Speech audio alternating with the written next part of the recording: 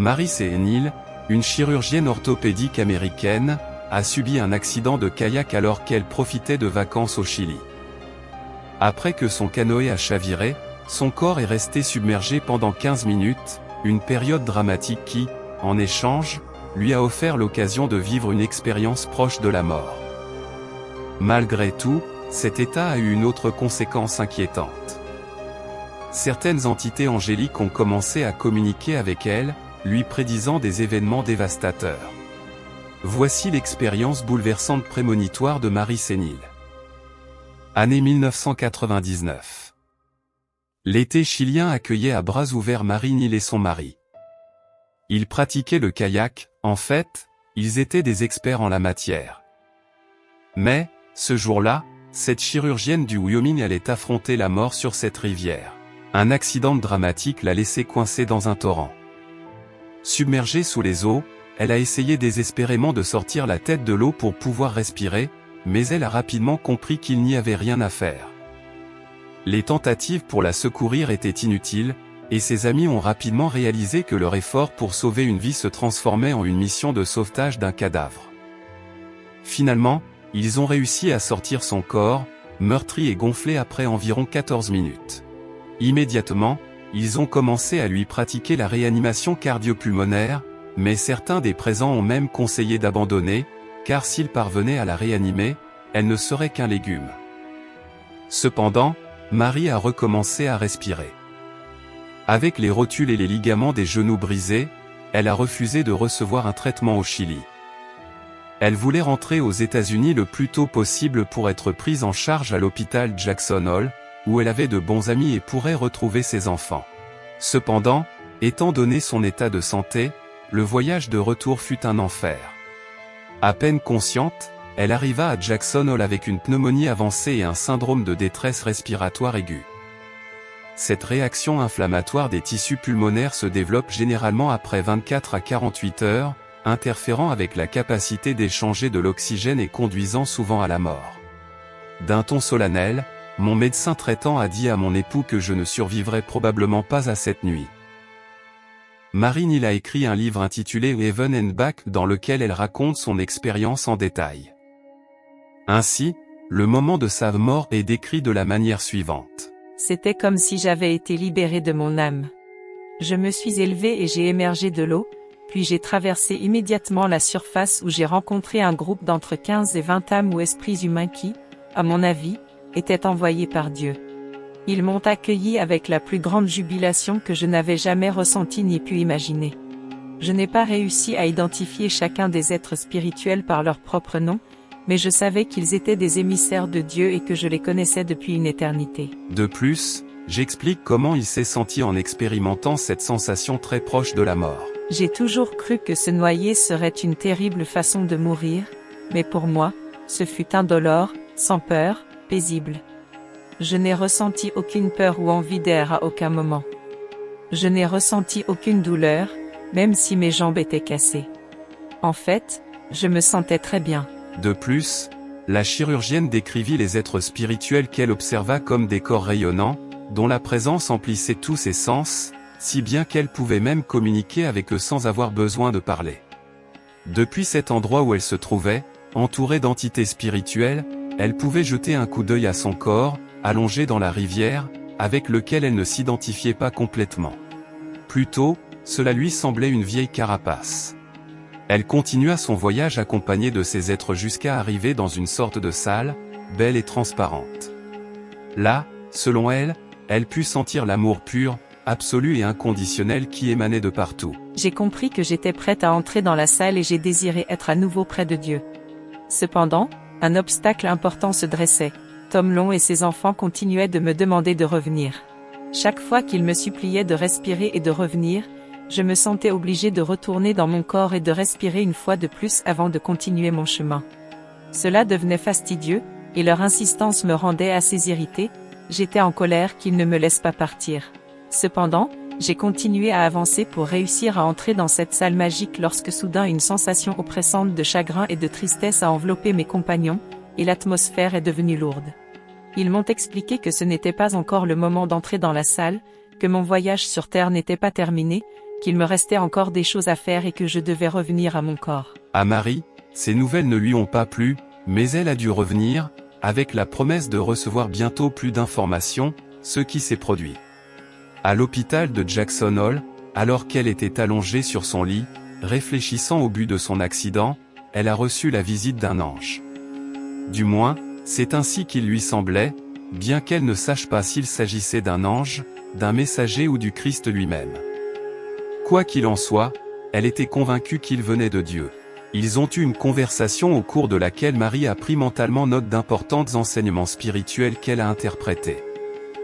Lors de sa deuxième visite, le supposé ange lui a expliqué certaines des raisons pour lesquelles elle avait été ramenée à la vie terrestre.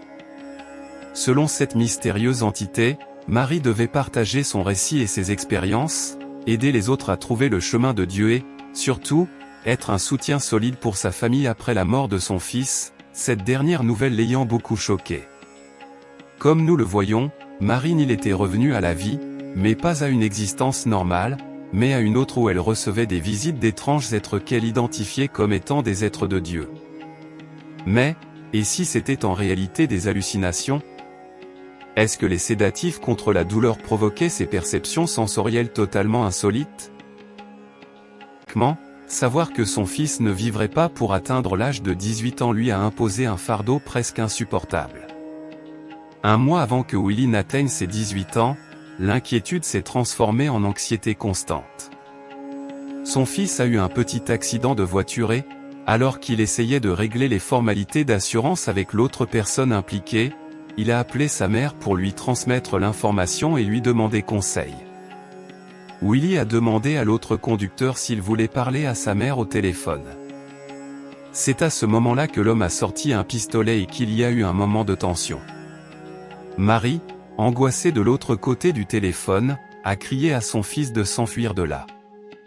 Rien ne s'est passé, donc elle a cru que, malgré ce que l'ange lui avait dit, Willie ne mourrait pas à ce moment-là, et que le cours de sa vie avait changé parce qu'elle était revenue de la mort et était là, de l'autre côté du téléphone, pour lui dire de s'éloigner du danger, le sauvant peut-être d'une balle mortelle. Cependant, elle avait tort. Willie a célébré ses 18 ans, mais il est décédé l'année suivante dans un accident de ski. Ce fut un moment extrêmement difficile et le récit que nous trouvons dans les pages de son livre témoigne de l'immense douleur que lui a causé la perte de son fils. Mais comment a-t-elle osé partager une expérience aussi intime et personnelle avec le reste du monde, allant même jusqu'à la publier ?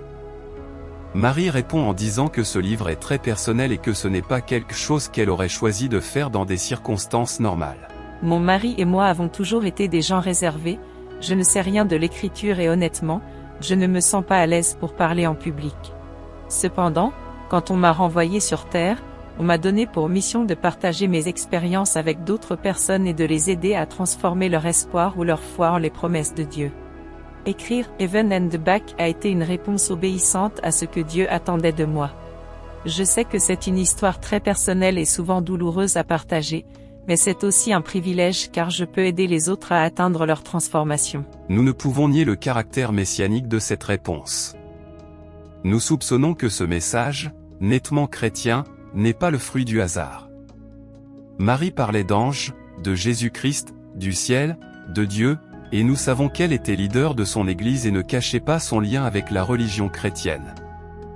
De plus, elle a mentionné un message important.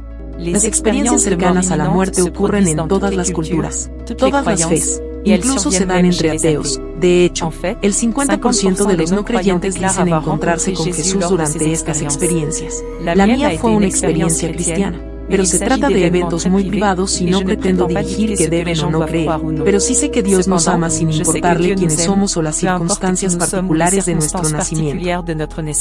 En supposant que les expériences de mort imminente peuvent être si différentes les unes des autres lorsqu'il s'agit de décrire les scénarios et les récits, comment Marie s'est-elle sentie pendant la sienne ? Elle mentionne qu'elle n'a pas les mots pour décrire adéquatement à quoi ressemble le ciel, car elle croit que c'est comme essayer de décrire un monde tridimensionnel en utilisant un langage bidimensionnel. Cependant, elle peut percevoir une plénitude de beauté et de couleurs, mais avec une intensité bien loin de toute expérience qu'elle aurait pu avoir sur Terre. Je visualise toutes les couleurs de l'arc-en-ciel et plus encore, tout en même temps. Je les voyais, les ressentais, les expérimentais et comprenais toutes les sens des teintes, dont les parfums je pouvais percevoir. L'odeur des fleurs était également amplifiée, et tout semblait exploser au milieu d'un amour envers Dieu, complet, pénétrant, qui englobait tout. Je crois que Dieu envoie ses messagers les plus aimables pour nous recueillir au moment de notre mort et nous parle de manière à ce que nous comprenions et apprécions. Par exemple, tous ceux qui vivent une expérience proche de la mort décrivent une grande beauté, mais les détails de cette beauté varient selon celui qui l'exprime, comme cela se produit sur Terre. Je réponds aux couleurs, aux fleurs, aux parfums, etc. D'autres personnes peuvent répondre davantage à la musique ou aux animaux, et c'est ce qu'ils exaltent. Mais nous décrivons tous l'amour tangible de Dieu. Ce n'est pas la première fois qu'un médecin a eu des expériences de ce type, proche de la mort. Le professeur en anatomie Francisco Martinez Soriano, le docteur en médecine et chirurgie Miguel Ángel Pertierra, ainsi que le neurochirurgien Eben Alexander, entre autres, ont des témoignages réels et marquants de ce genre d'expérience. Cette dernière personne a témoigné de son cas en déclarant initialement son scepticisme face à ce type d'expérience, mais elle a radicalement changé d'avis lorsqu'elle l'a vécu de première main. En effet, Alexander a écrit un livre intitulé précisément Proof of Heaven, preuve du paradis, soulignant ainsi sa conversion. On dit souvent qu'il y a un avant et un après suite à une expérience de ce genre. C'est ce que confirment les personnes qui les ont vécues. En effet, quelle que soit la nature de cette brève incursion dans l'autre côté, elle fait en sorte que ses protagonistes reviennent à la vie transformée, et le cas de Marine ne fait pas exception. Après tout, ces personnes qui ont eu l'occasion d'être les protagonistes de ces expériences ont la chance de posséder des informations privilégiées sur un endroit auquel très peu accèdent. Après avoir dit tout cela, je considère la vidéo comme terminée. N'oubliez pas de soutenir la chaîne en laissant un j'aime et en vous abonnant. À la prochaine!